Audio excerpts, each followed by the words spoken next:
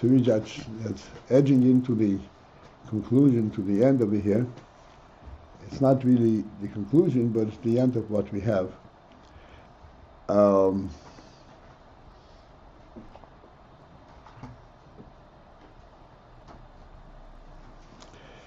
We'll start from the line that, I don't know how it begins here. The line begins,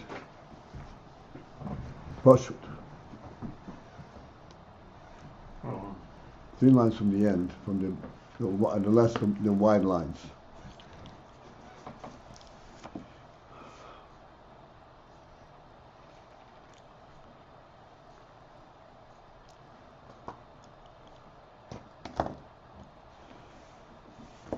So it would behoove us, I said we are stamping on this with such great length and so much detail, that we should get a sense what is so significant about this. That the oil remains pashut even when it's in a keli. It's mislabish in a keli, and it assumes the contours and the color of the keli. The most of the color, but in general, the functionality of the keli, it goes along with the functionality of the keli. But it remains pashut, remains really neutral.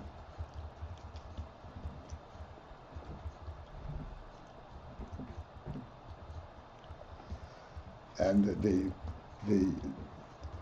word, so to speak, that goes along with this statement that it remains pashut is that because the oil is atzmi. What is significant about that? What does this mean? What does this mean for us who are the recipients of that oil, of that colored oil?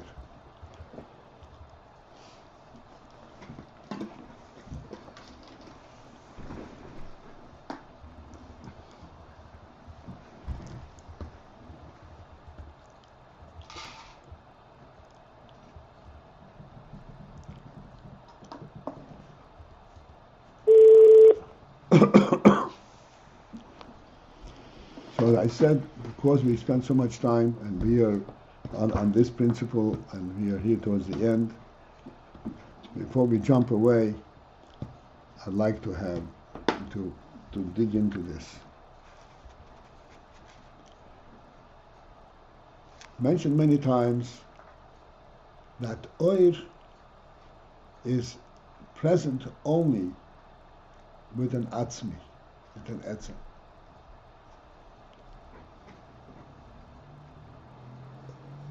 Again, in our verbiage, so to speak, to understand this principle, we have to kind of be mafshid the oir, reinterpret the meaning of the word oir. Because the way we use the word oir, light, is a light that emanates. Emanation means that it is coming forth, coming away from the source, and becomes an entity unto itself, and functions as such. How is light interpreted in our physical world? That the light actually journeys from the sun or from the lamp or whatever it is, and it hits an object, and then it deflects from the object, and this is how you see the object. There is no, the source from where the light came from remains behind. This is how we understand light, the word light, oir. This is not the way the meaning of the word oir is meant in Chassidus.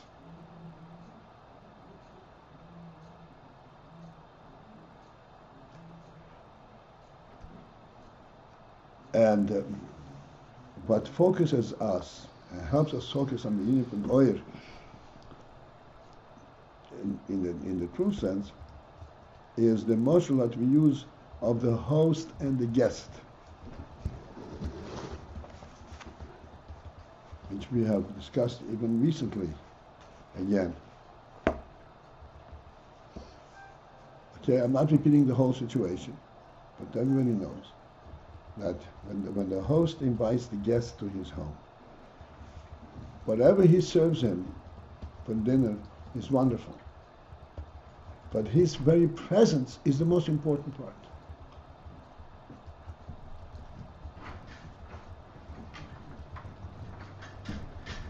What does the guest get from the presence of the host? The host remains a separate entity. And the guest is separate. On the contrary, the food that he serves him, he actually consumes. His presence, how is it transmitted to him? What is transmitted?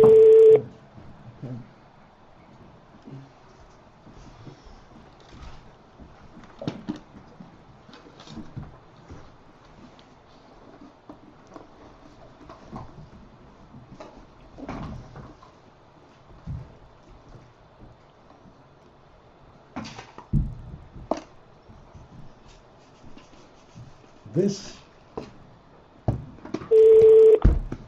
interrelationship, what is transmitted from the host to the guest, this is called oir.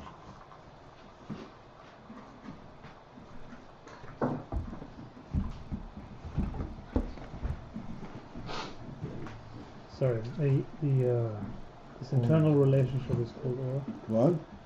This relationship This connection. Excuse me. This connection is called oir. They both remain two separate entities, but something transpires between them, particularly from the host to the guest. The guest values immensely this closeness, this interaction, to the extent that should the host decide to leave, the guest couldn't even eat his meal.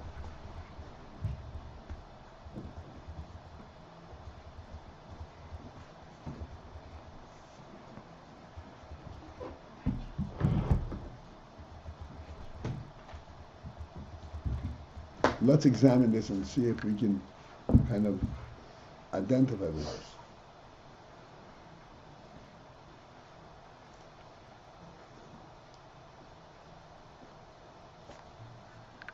See this? There's this scenario described in Chassidus, that you have a simpleton, and then you have this enormous supreme scholar. Before I go on and with this motion, even with this Chassidus, and this is what the Chassidus, but again, we can very easily, in our situation, misinterpret the whole thing. An enormous scholar. What is a scholar? One who accumulated a lot of information. That is not a scholar by Torah definition. A chochem. A chochem means someone whose koiches ha-nefesh of chochmah emanate directly from his nefesh.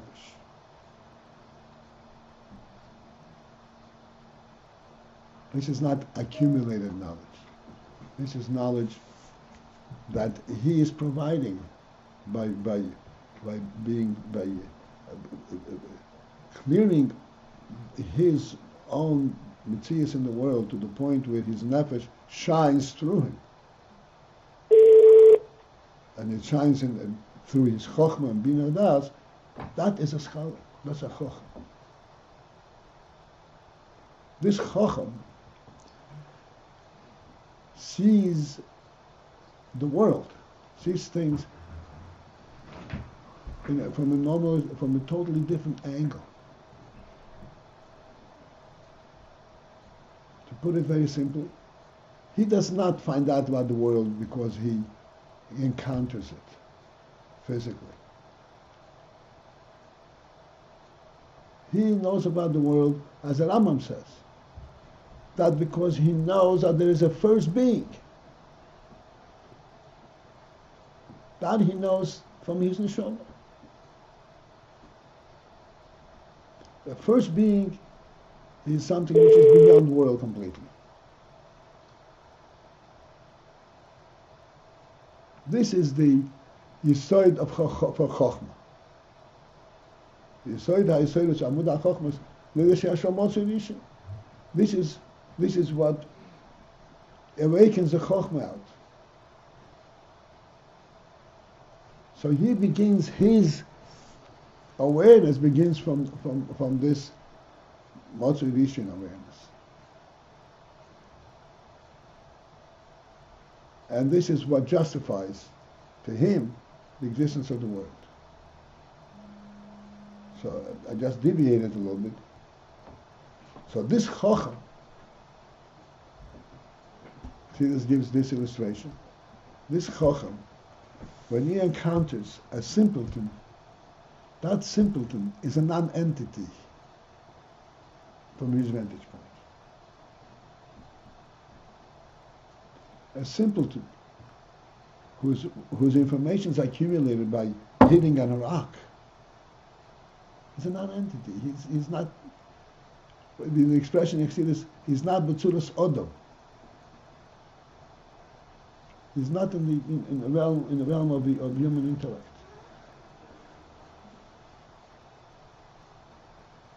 Not because the Chochem shuns him or downplays him. He just can't relate to him. He's not for real.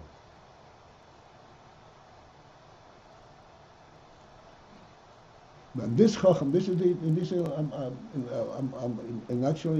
in actual description, so to speak, on the scenario of Chassidus. When this Chochem turns to this simpleton and asks him, "Can you please give me a glass of water?"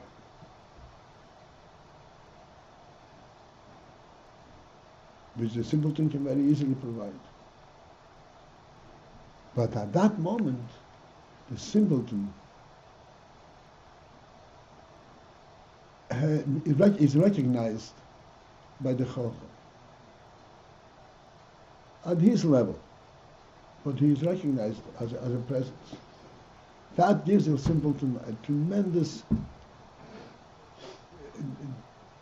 uplift, that he can serve something to this Chochem. Even though their interaction is so functional, he's basically just asking for a very simple test. Absolutely. Exactly right. It's very functional, it's very low, but still.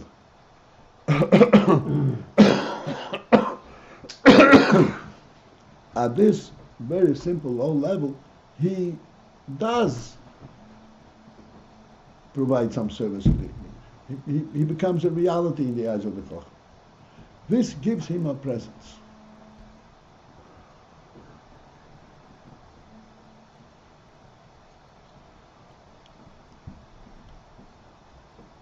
Not that he becomes a scholar thereby.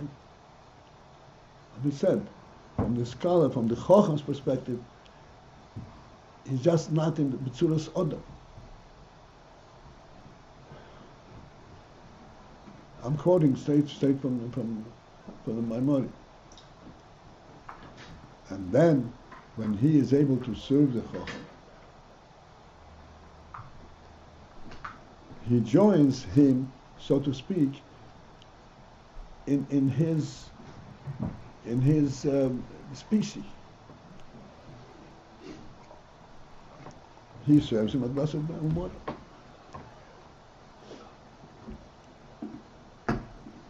This is bringing out something completely different from the guest and the host.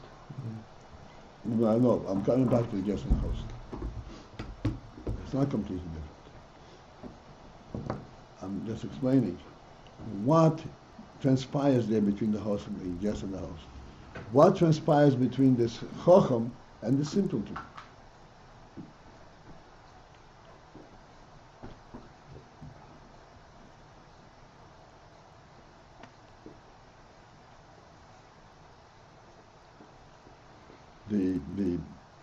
I don't know if you, when the chacham asks for this simple service from the simpleton,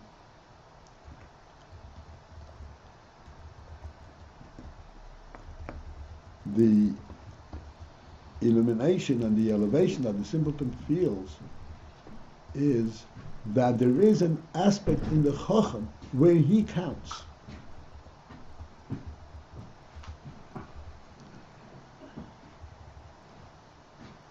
On a very low level, but nevertheless, there is that aspect.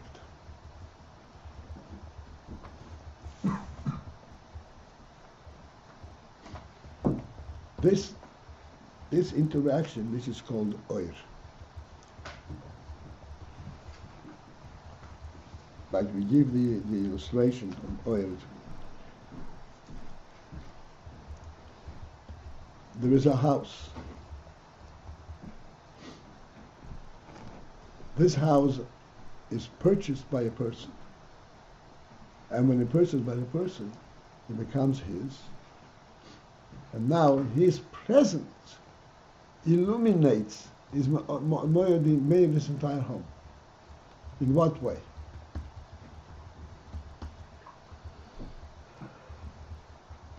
Doesn't change anything.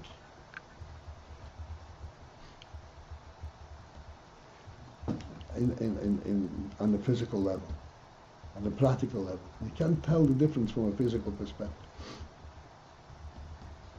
But if you enter somebody's home, and you enter the very same structure that's not owned by anyone, or it's owned by somebody who is in a different category, your sense in that home is a totally different one.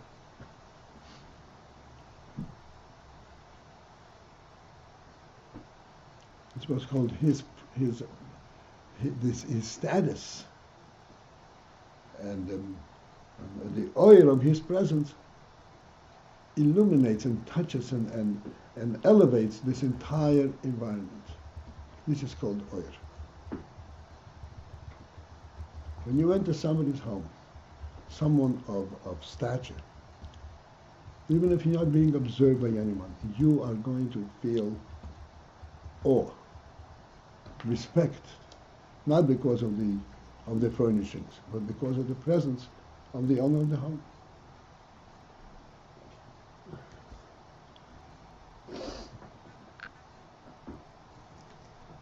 And where does this all come from? Because we discussed it in the past. We discussed in the past a very important principle,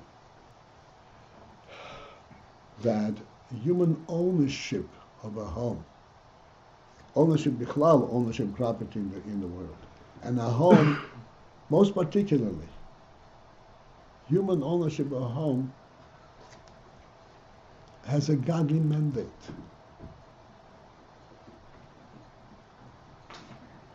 This is not a conventional thing. He happens to have the couple of dollars and he owns it in his home. That's not what this represents. And we said, Odom shein lebayis ein yodom. He belongs there. And ownership of a home is something which is a human mandate given to him by the creator of the world. In other words, his relationship there is very, very real, very personal. There is his oil present in this home, and that's why there is this awe.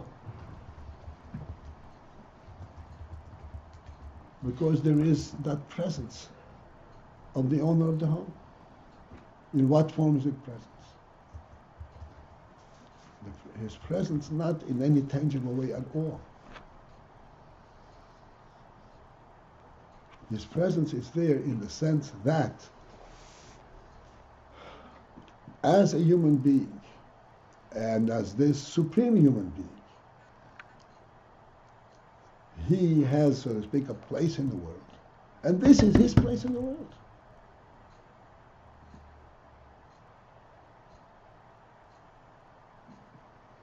That's what Oyer means. In other words, his quality and that which gives him the mandate for owning the home, and that which gives him the necessity, the significance of his ownership of the home, this is what's present over there.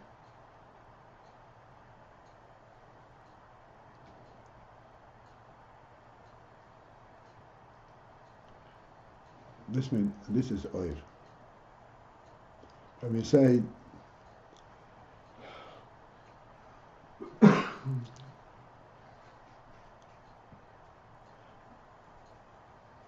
we learned before, and it's exactly the same thing. In what way is the person present in the home? As I said, there is not tangible manner by he is present. By the fact that this home carries his name. It's his home, by name.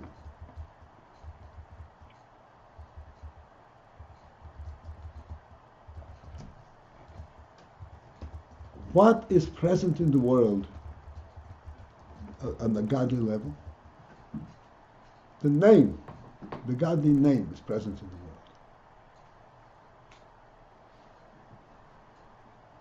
This is what the world is. The world was created by his name.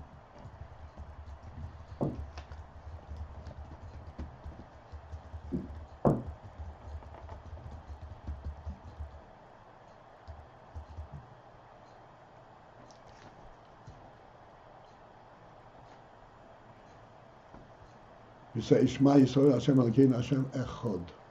Echod means that there is a chod everywhere. The same one.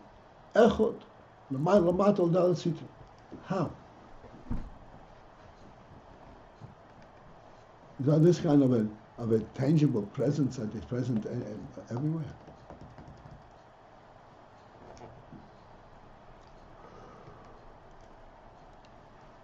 Like a melech. The melech's name encompasses and is present in his entire domain.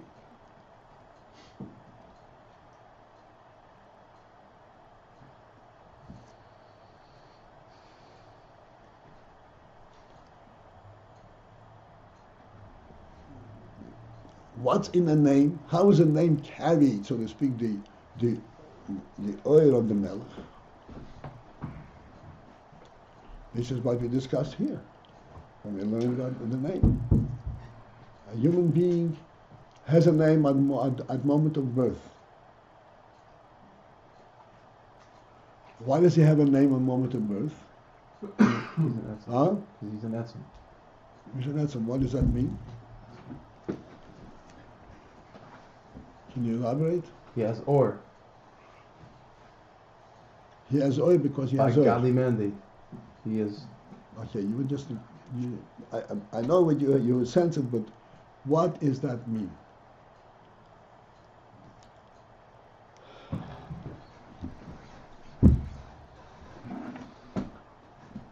It means that his presence in the world has a presence, has an effect, not because of any practical effect, not because he does anything.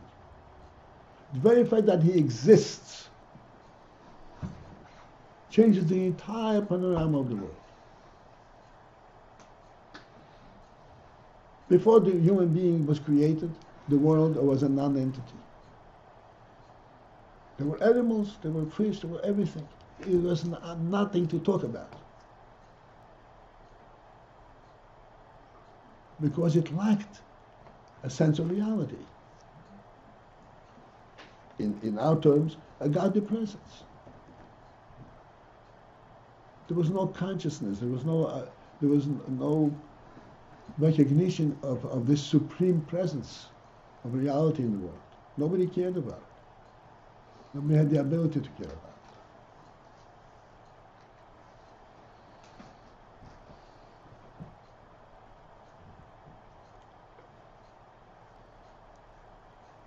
And when Adam came, now the world became a real presence. And this is why he owned the world. He rendered the world to him. You name all the creatures, you claim everything.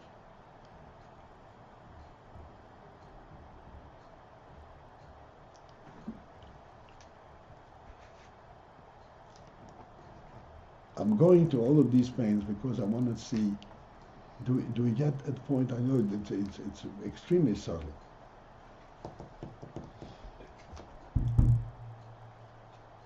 The very fact that a human being has a phenomenal effect on the world just by his presence in the world, not as a result of any particular action, that speaks volumes.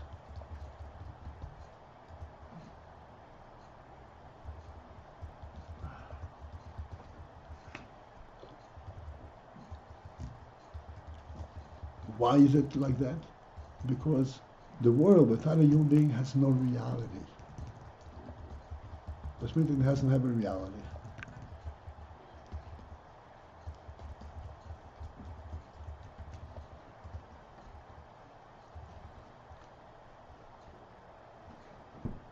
So we'll step into that for a moment.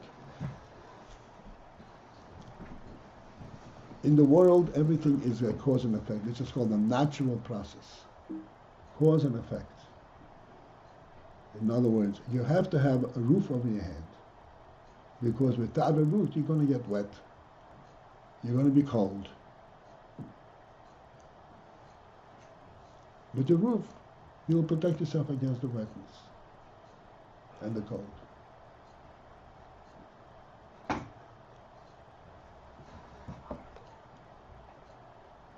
This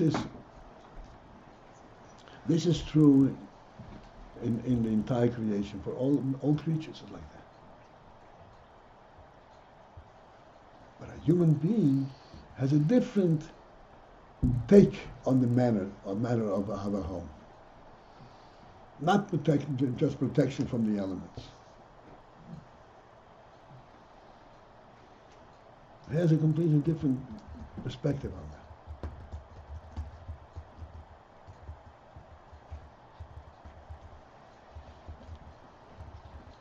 Do I have you with me?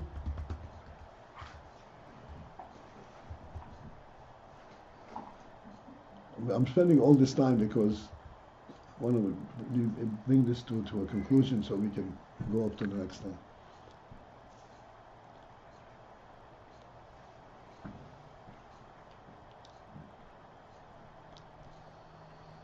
Right at the point of creation, it says in the Torah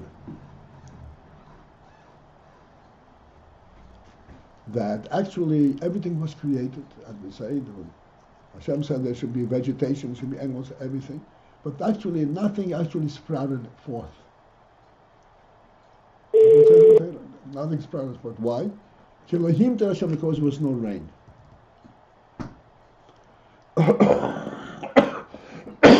Because there was no rain. And then it says, Adam Ayin, and there was no human being. There was no rain, there was no human being. So Rashi says, what's a relationship?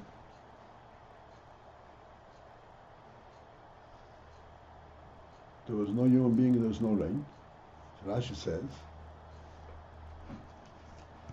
there was no rain because there was no human being. What's a relationship? There was no one to appreciate what rain would do. Rain will make it. There's none that will be market that will recognize the benefit and the value of rain. Adam came to the world, and he realized the toiva of rain, and he asked for rain, and that's Hashem gave rain. And everything began to sprout.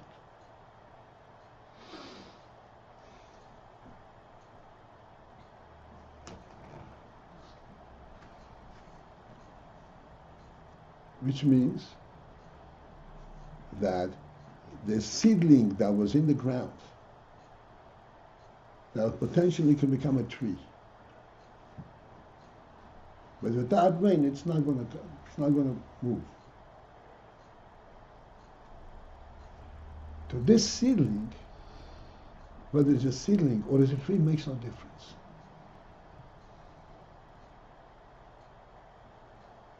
You understand what I'm saying?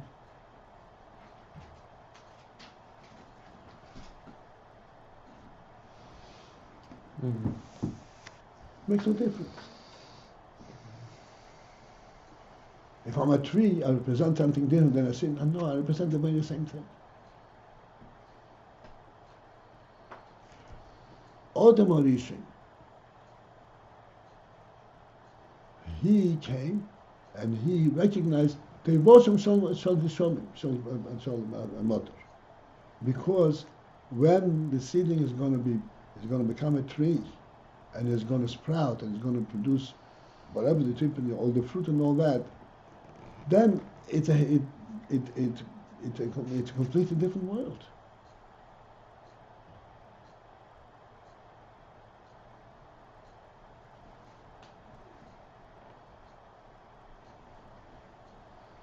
It's not just a world that exists because of the way because it was made to exist, but it's actually going someplace. It has a message. Wait, man's presence didn't give it this going someplace in significance already? No. So Adam Ayin, this is as long as Adam Ayin. Oh. And Adam came and he recognized it was right away. As soon as he opened his eyes, he asked for rain.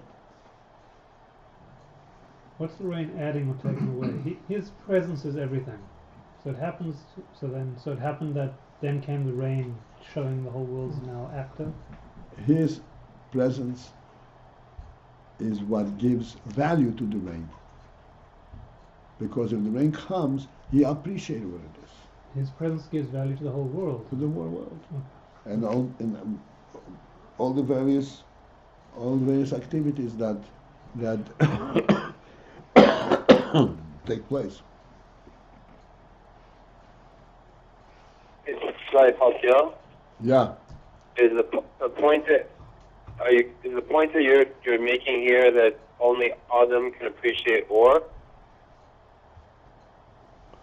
Only Adam can appreciate development of the world.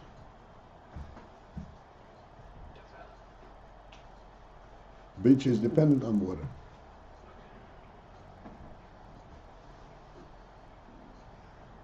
This is a mashal for or.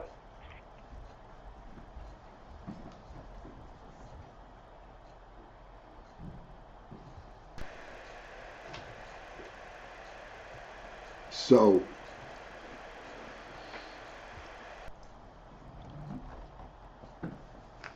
in recognition of the presence of Adam, because now the world has a human being. Now the world is not just a blob of existence, but there is appreciation there. There is that which can identify one thing from another.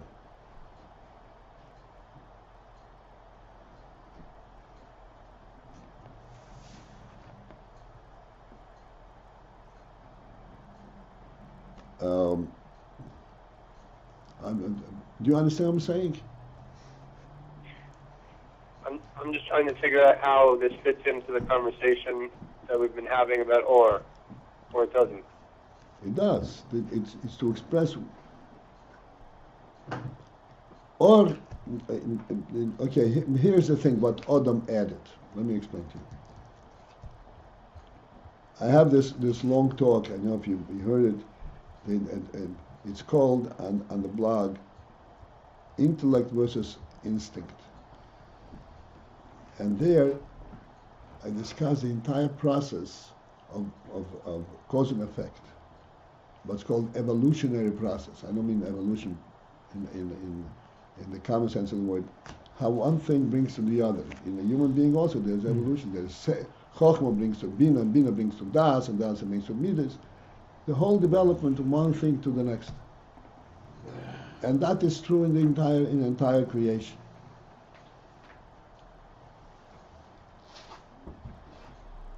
A tree is rooted in the ground, and from there it draws nourishment, and then it produces branches, produces leaves, or whatever it is.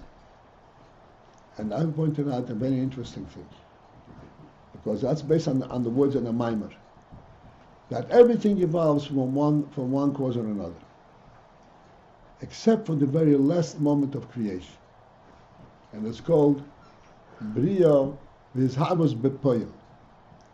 Izhavus bepoil is a different concept than something being there. Izhavus bepoil means the creation of something that was created intentionally to be exactly what it looks like, what it is. In other words, there are minerals and all kinds of different vitamins and so, and everything has an effect in terms of allowing something else to grow and live and so forth. But then there is, when we talk about a tree, that's the most lovely in the tree, there is a fruit. And this fruit is not just a fruit that enables animals to eat. But this fruit is a complete entity unto itself. Besides having its nourishing qualities, it also is a beautiful creature. It's attractive to the eye. It speaks for itself. It has a special aura, special beauty to it. And that has nothing to do with its nourishing qualities. Nothing to do with it. This is Nisav's Rafael. Where does that come from? What does that represent? This represents the oir in the world. It represents the fact that there is a melech in the world. And in a melech, everything has to be in a perfect way.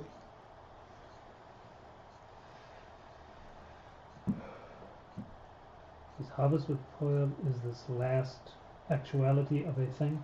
Yes, the actualization, exactly. And that's called Izhavus bepoil. Bepoil means, in other words, if you listen here, there is one thing bringing it another. This is not Izhavus, but this is one cause and effect.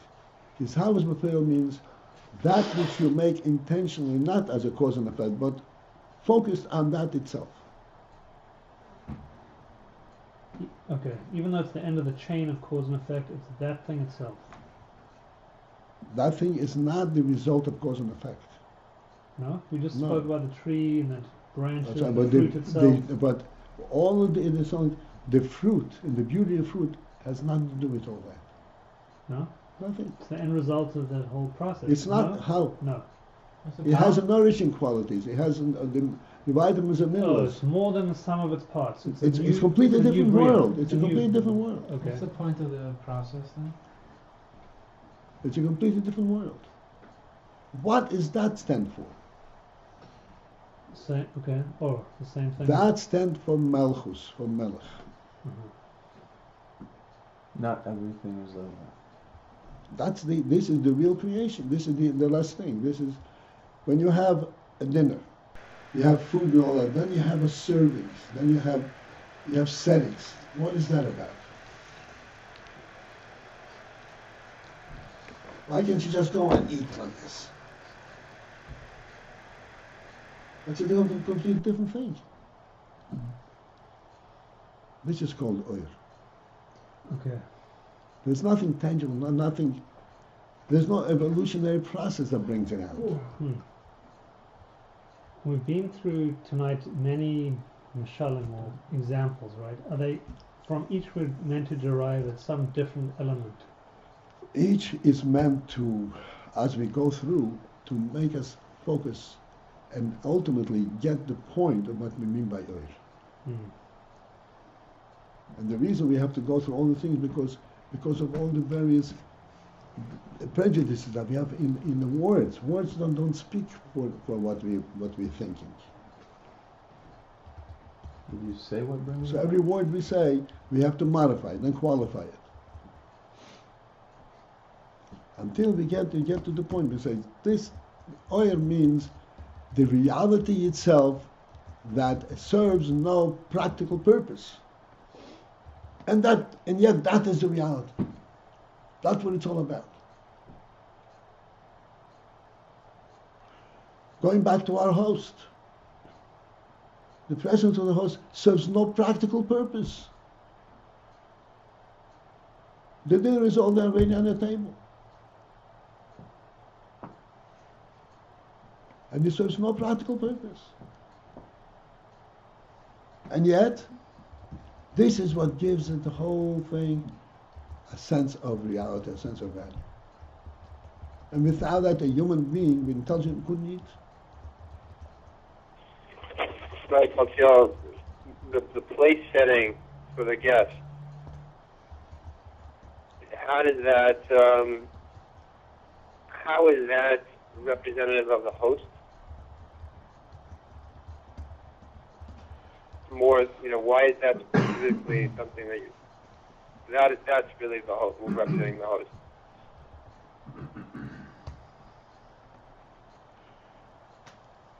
I would think it represents the guest, or the guest, the way the host sees the guest. Okay, here's what it represents. Represents the host's view of the guest. And this is in fact the host's view of the guest? Right. This is in fact what the guest gains from the host. Because the guest himself is a hungry cat. But the host has to say, no, wait a second. No. Huh? You're not a hungry cat. Here's the reality. You're a human being. I value you as a human being. And here's a place, this is befitting a human being. This is what the host, this is the oyer, so to speak. This is the oyer ha-melech. The melech provides melech shmoi nikra aleim. The name of the melech, that which encompasses the entire creation and gives the creation an uplift of tremendous proportion, disproportionately complete.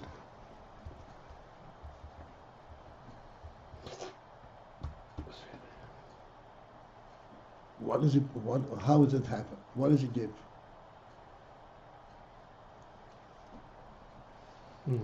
So does the guest walk away with that? Don't say too much. Stop right there. Okay, what is the question? No, that's the question. Does it get? There's an uplift. It doesn't have to be If the guest, tied to the home. okay, suppose the exact scenario, the host serves him a dinner, and the guest says, "Oh, it's a beautiful dinner. I'll take it and pack it up and go home with it." We take the spirit of it. Spirit's in the food. That will be, but what would that represent as far as the guest is concerned? He's completely missing the point. No, you're being very gentle. He's an idiot. This is what we call idiots. The world looks at the whole world and you say, hey, this is all. But he does get something evolution. from it. He does get something from it. Like what? I don't know. What does he get out of it? He's looking for. Souvenirs. He's uplifted for several days after the. Because he had a good dinner. You think if he doesn't I never take tasted food. it, think if he doesn't take it. No, he was uplifted by the host. If he was uplifted, he would stay there as long as he can have, as long as he can, so to speak, experience his presence.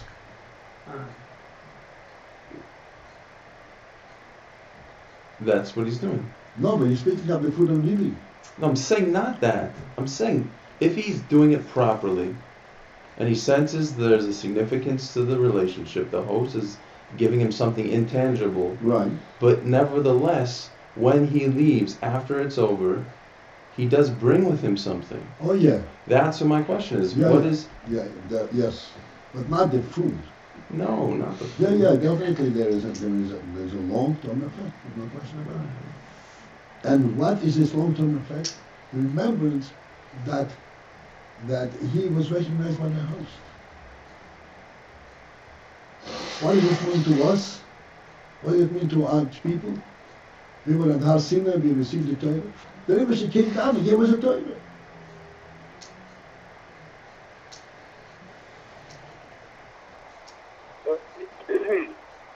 It would be ridiculous for the guest to think that the host set the table, with the knife and the fork and the napkin so that he wouldn't get dirty.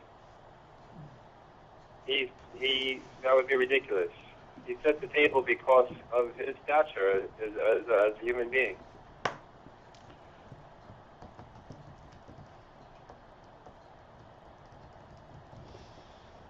I should say only so that he won't get dirty.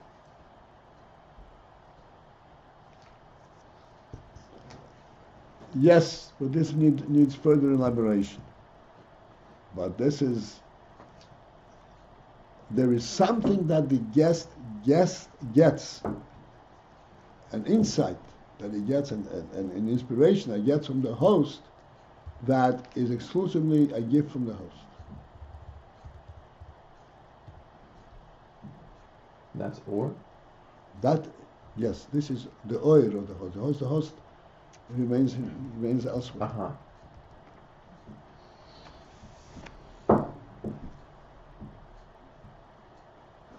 And Lamashal, you said that's the Torah?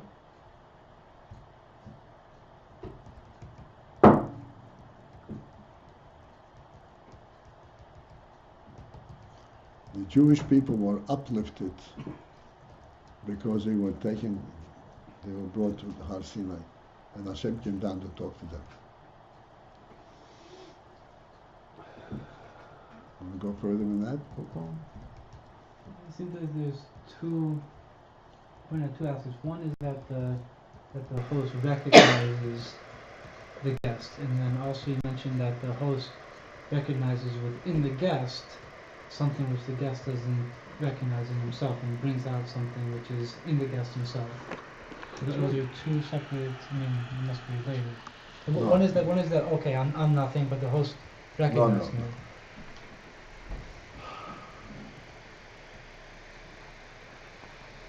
There are people that we observe all the time that walk their dogs, and the dogs walk with nice aprons. Okay.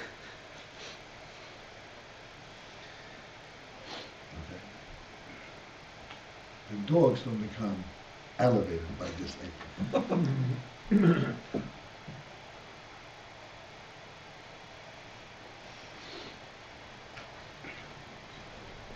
Okay.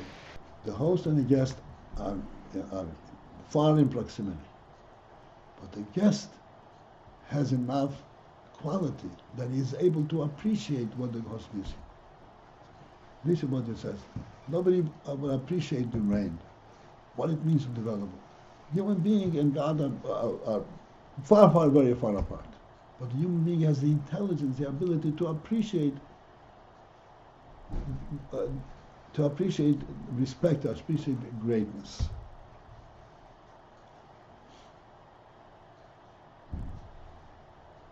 This is what the human being is, from the God's perspective. This is what God gave the human being.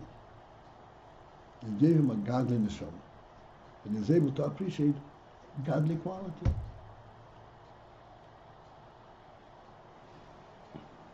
Like I say, that to appreciate this interaction between the host and the guest, this is an enormously refined element of our intellect.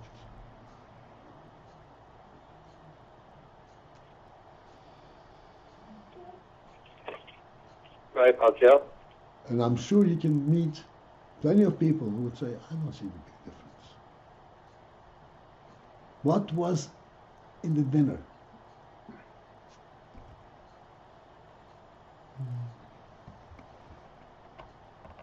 If you look hard enough inside the dinner, then maybe we'll find out what is. Yes, yes, Yehuda. Yeah, I hope this. I want to try to articulate a question, but I'm not sure if it's going to come out. But I think, first of all, I think I'm beginning to get the picture. The muscle of light that we went over this morning, just the idea that light is revealing the unity that exists amongst everything, the reality that exists. I guess my question is, there's the reality itself, and then there's the fact that light reveals that reality. So, whenever we're, I would think that what we should be pointing to is the reality itself. But I guess the reality itself is like the host, and the light is that which reveals the host.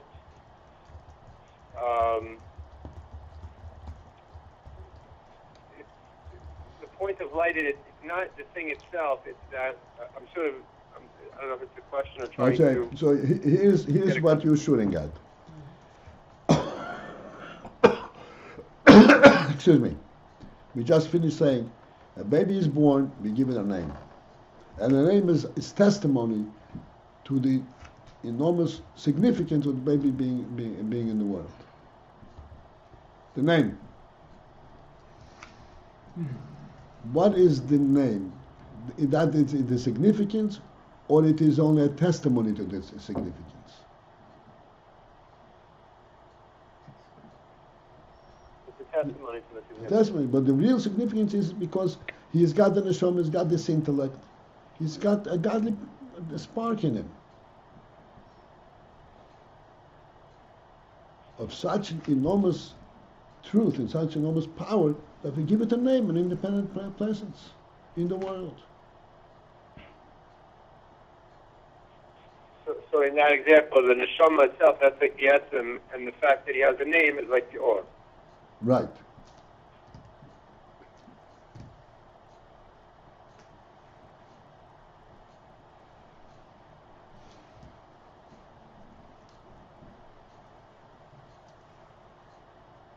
Okay. So now, having gone through this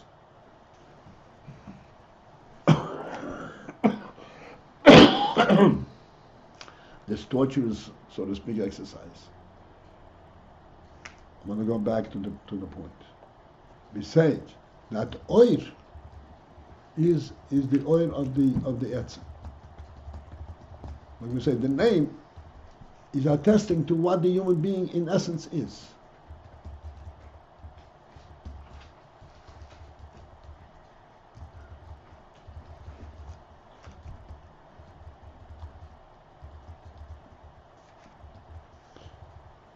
The whole world is oir eliki.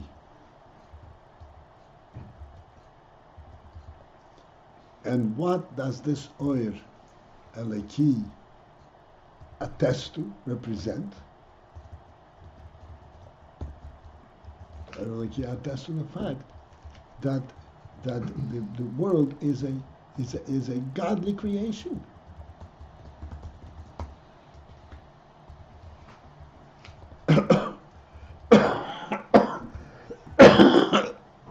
Just like in a kingdom.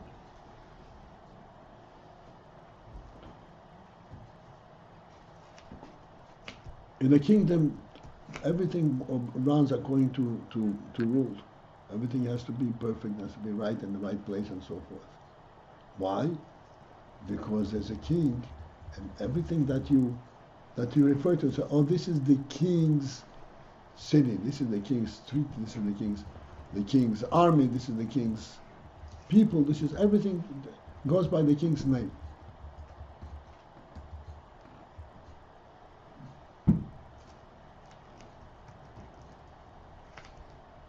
What does the king's name represent?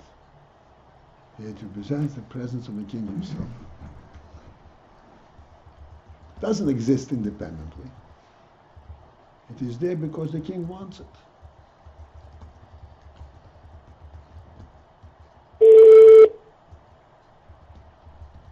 Thus, if we look at our world and we say,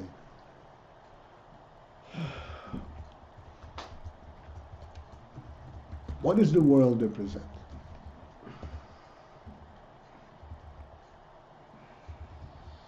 It is very, very grand and gracious and so forth. What does it represent? What does it stand for? Why is it there? What's its message? Its message is that its creator is beyond the world. There's no logical explanation how the world came to be. There's a first being. The world is not a first being. First is a creation. But the creator who created this world is in a completely different category. The world represents that quality, or have been created by a first being.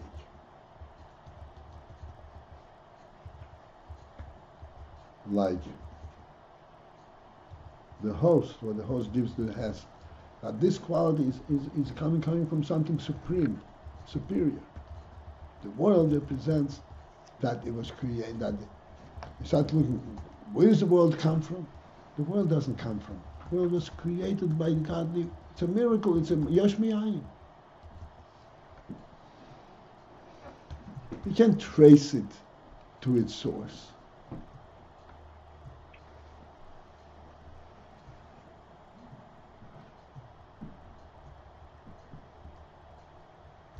And this oil aliki is mislavish in the world and comes through in worldly terms in a natural form and always remains a miracle.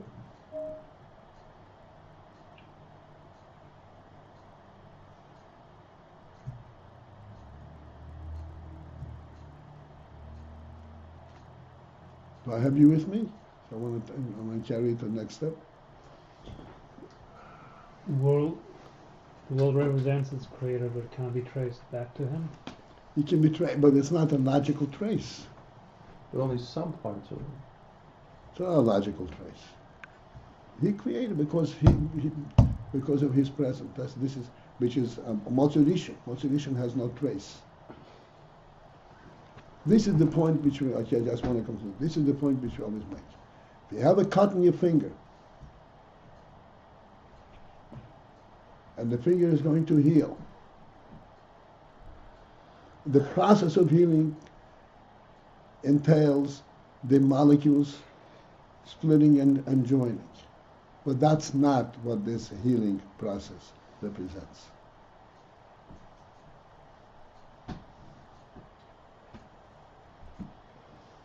This is only the dinner. Not the place setting. What? It's only the dinner. The healing process is the reality behind it. There's an neshama that says this is how it's supposed to be. Supposed to be is a completely different statement. There's a truth to it. How is it supposed to be? It's supposed to be the way it is, the way God wants it.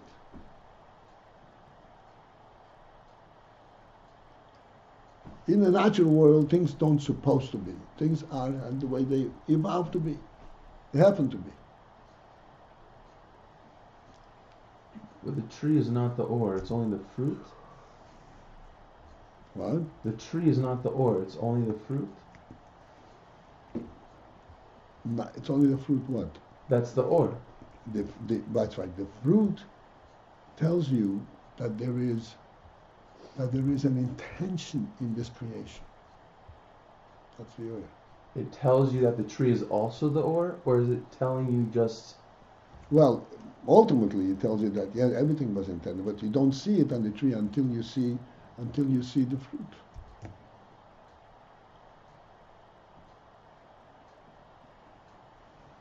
Like the assembly line. The assembly, you don't see what this is all about. When you have a final product, oh, you say, oh yeah, there is something there.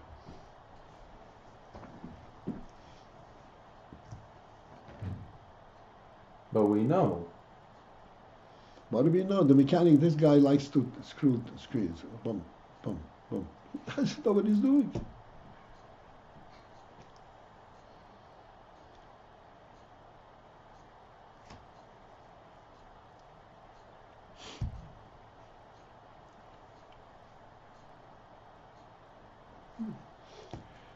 So the point over here, as I said, the oil atzmi remains oil atzmi even when it is mislavish in the keli.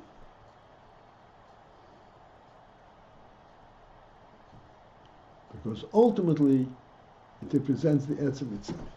Huh. And all when we say about the lights, the sparks being scattered and birurim and omid shikra. That's because it covers it up. But the reality remains the same. This is why we stand up every morning and we say, thank you for waking me up.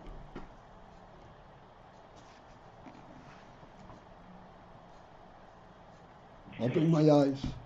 Wait a second, it's a natural thing.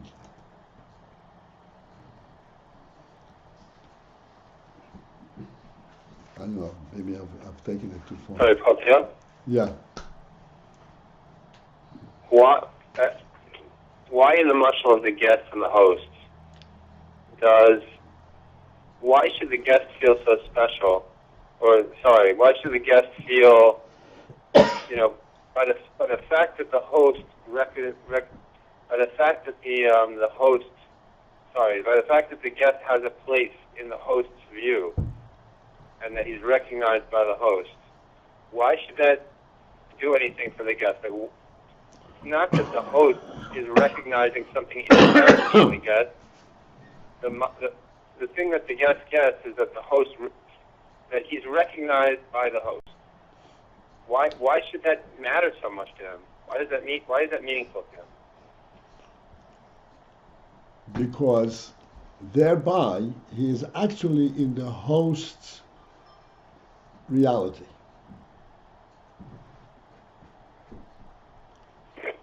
And is that just because the host is some kind of superior person?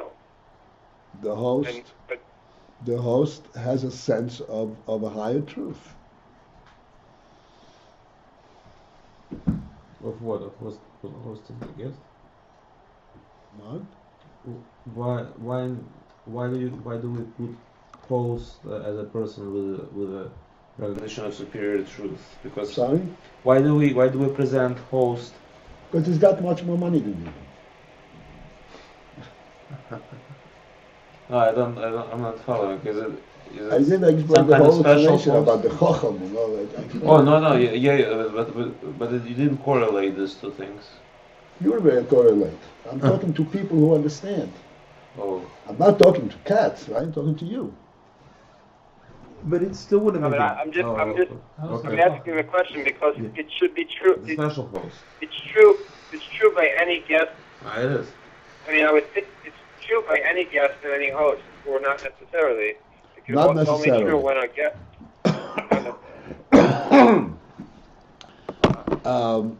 Not necessarily. Okay. Now take the following the scenario. Okay. Like I said before, I always say the man is lying in the gutter in the dirt, and you pick him up, and you wash him up, and take him to the home, and you give him a dinner. This will not have the same. This is not the same effect. This is not the effect of the host. Just taking him out of his dirt. Reminding him of his own self-respect. A host and a guest is a completely different thing. You're giving, like a melech gives you something which you don't have on your own.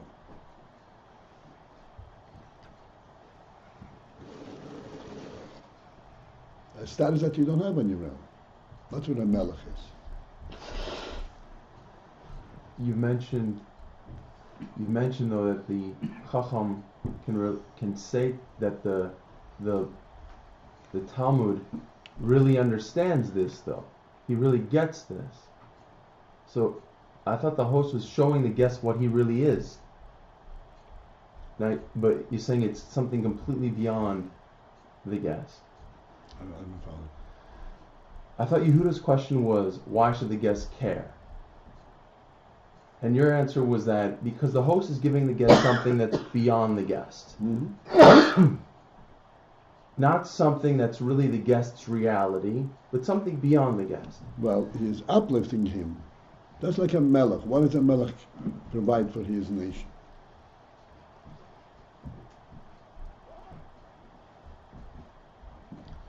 That's what the Gemara says. Who chooses the melech? Somebody who has extreme wisdom. He senses that this is for real. This is important.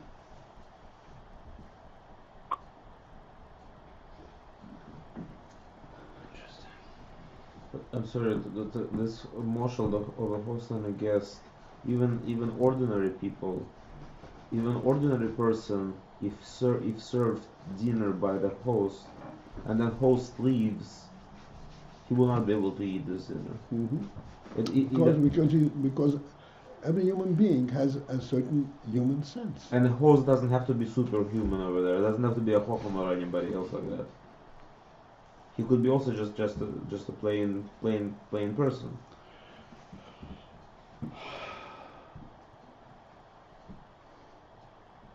True, but in a plain person, there are also madrigas. There's the stomach, and then there's the liver, then the seichel. He relates to him on the seichel level. It's a very special relationship. It's a special human interaction, which only human being could appreciate. That's right. Right.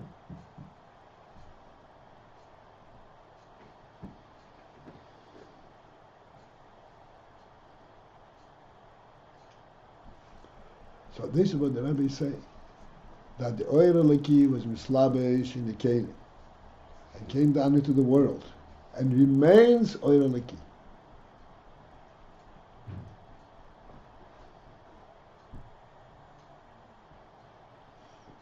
And in Na'am Rishonim, he said, just like I said, that they have a cut in the finger, and the finger heals.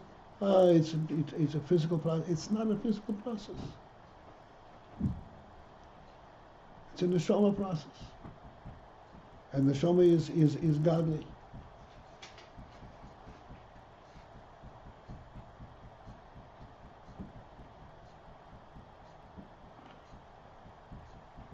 Thus,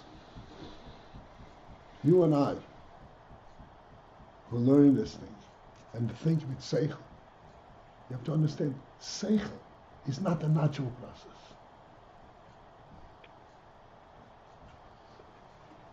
It's not a natural process. Seichel is a neshama koyach.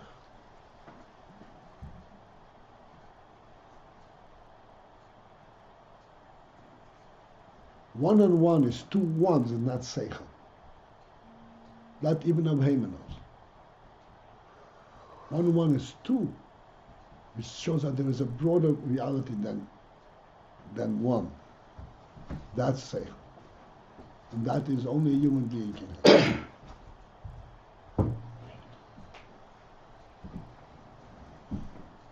And instinct is a natural process. Instinct is not a natural process. Look. Yeah.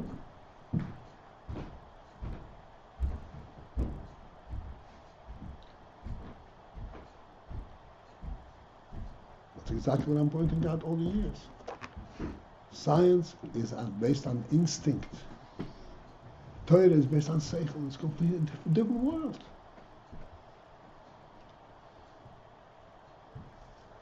But everyone can understand this.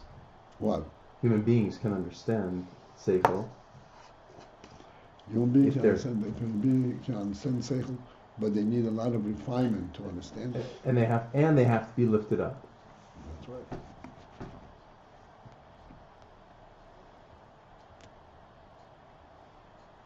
Yes, they can understand, but again, Everybody sees that. Like I said, the example of the host and the guest. Everybody instantaneously relates to it. But then the next moment, yeah, you get it.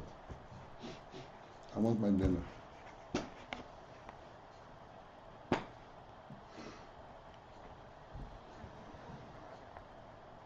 All right.